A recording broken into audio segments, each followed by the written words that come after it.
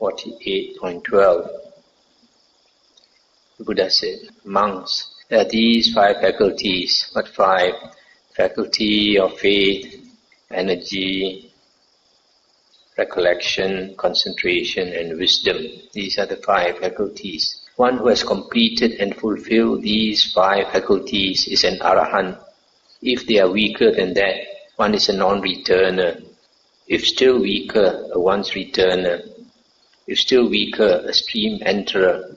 If still weaker, a dhamma follower. If still weaker, a faith follower. That's the end of the sutta. It's also a quite interesting sutta.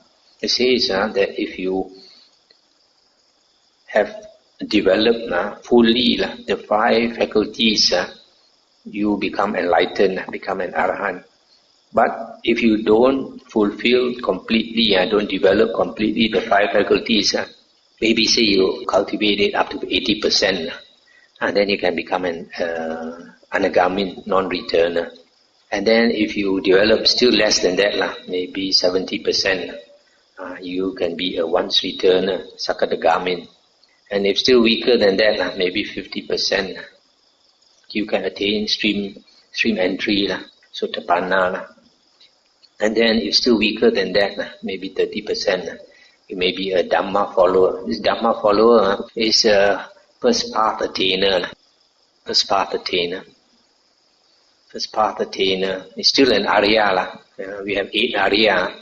The lowest one is a path attainer.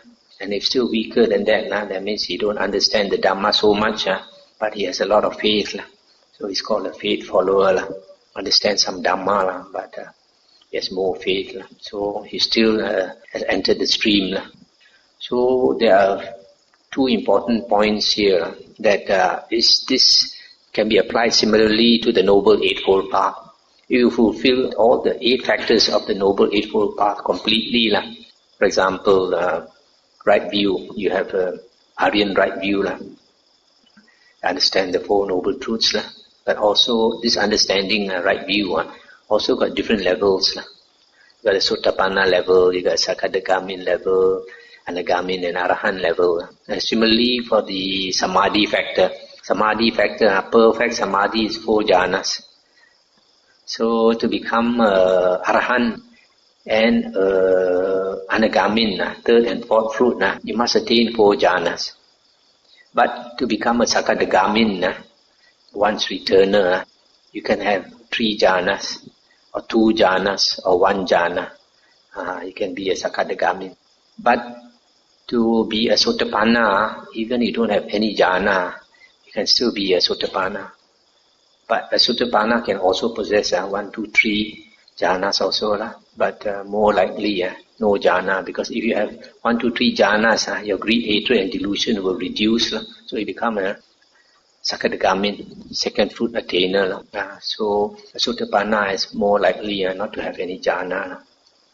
And similarly with the first path attainer. That's one very important thing just now I just mentioned. The second important thing about this sutta is that you notice the stream enterer, the sotapanna, is separate from the dhamma follower and the faith follower. The dhamma follower and faith follower, they are the first path attainer. The stream enterer or the stream attainer is a sotapanna, the fruit. So this one, the path attainer, that means the path attainer exists. There's a difference between the path attainer and the fruit attainer. This contradicts the Abhidhamma. Abhidhamma says when you attain the path, immediately it becomes fruit. This is not acceptable in the sutta. In the suttas, once you attain the path, then it takes some time before it becomes fruit.